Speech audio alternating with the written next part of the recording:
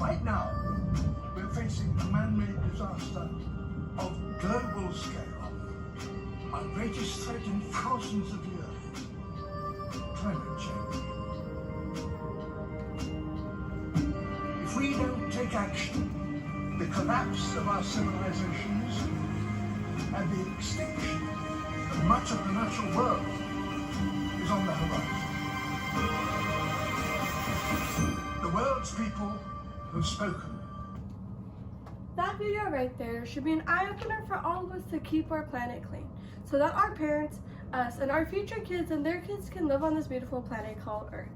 Today I'm going to encourage you to take climate change seriously, to persuade you to take a stance on this. First, I will warn you about the burden of fossil fuels and transportation sectors. Then convince you about climate change and what it has done to our bodies and Earth already. And finally, I will urge you to utilize your surroundings to better climate change. The burden of fossil fuels and transportation sectors occur in our daily life without us even knowing. It produces a significant amount of energy.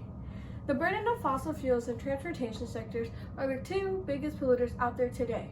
According to the website Global Warming 101 by Amanda McMillan, published March 11, 2016, states that the burden of fossil fuels to make electricity is the largest source of heat-trapping pollution, producing about 2 billion tons of CO2 a year. This photo right here is the Santee Cooper's plant. It is one of the largest coal burning power plant left in South Carolina. McMillan continues on by stating that the country's second largest source of carbon pollution is the transportation sector. The book Climate Change: Impacts on Transportation Sector, published by the U.S. Government Office on June 2008, states that the transportation sources account for approximately 1/3 of USA greenhouse gas emission. Companies that instantly deal with this are one of the following from this image: airplanes, trucking, and logistic firms. Now that we know the two biggest polluters out there today, I want to bring to your attention what climate change has already impacted. According to the journal Environmental Global Climate Change and Cardiopulmonary Health by Hansen Barham, published September 2016, states that 77% of respondents noted an increase of illness, affecting patients who have asthma and obstructive pulmonary disease. They were affected by the air pollution. The newscast Climate Change in the 2020s, What Impacts to Expect on CBS This Morning, aired December 2019, states that over the last 10 years, sea levels have risen at an increasing rate. This graph right here starts from 1880 all the way to 2020. From this graph, you can see sea levels increasing. From this graph, you can state that as the years go by, sea levels will keep increasing if we don't do something about climate change. CBS News neurologist Jeff Berardelli states that the Amazon rainforest and the Arctic tundra are the two biggest ecosystems that have been hit hard because of climate change. Right now, I will show you some pictures of how the Amazon rainforest looked like. From this photo, you can tell the water is fresh, the air is clear, and many animals living there. Now the Amazon has been slashed, burned, and yet animals fighting for their life because their ecosystem has been destroyed. Now that we have seen the Amazon rainforest, I would like to show you some pictures of the Arctic tundra. Here is a before picture of it. You can see it is very whole. Now, this is how it looks like. The Arctic has been melting, and yet again, animals have been fighting for their survival because their ecosystem has been destroyed. I know so much has been said, but I want to encourage you to remember that the two biggest polluters out there are the burden of fossil fuels and transportation sectors. I also want to bring to your attention that the two ecosystems that I previously mentioned are not the only ones that have been impacted. There's so much more out there that has been impacted by climate change.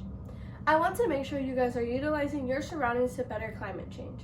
Previously mentioned, CBS News neurologist states that they should move away from fossil fuels to sustainable energy. Energy coming from either the sun or from the wind. I encourage you to fight climate change. The article 12 Things You Can Do Right Now to Change Climate Change by Otto states that you can easily save energy by either unplugging your devices when you're not using them, turning off your light when you're not in the room, and maybe time by time carpool with your fellow friends or family. And also, if the day is pretty, go and ride a bike instead. As a kid, we learned our 3 R's: to reduce, to reuse, and to recycle, which we should apply them to our daily life today. Today, I have encouraged you to take action towards climate change.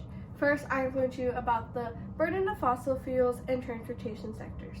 Then, I warned you guys about what could happen to our health and a few ecosystems that have been destroyed because of climate change. Finally, I provided ways us and our communities can work together to better this. Climate change is a global emergency that can't be reversed. Our world is under attack by ourselves and we don't see it. We need to start taking consideration of our climate that we depend on to survive. At Western, we can join a club. The club called Renewable Energy.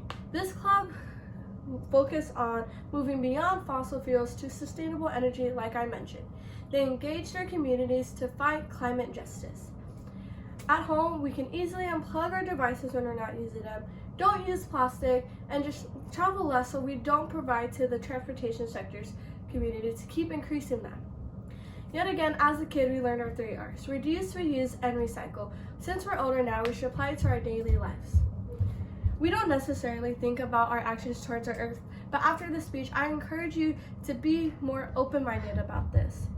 Together, we need to make a difference for our world. We need to be inspired to be that change that we need.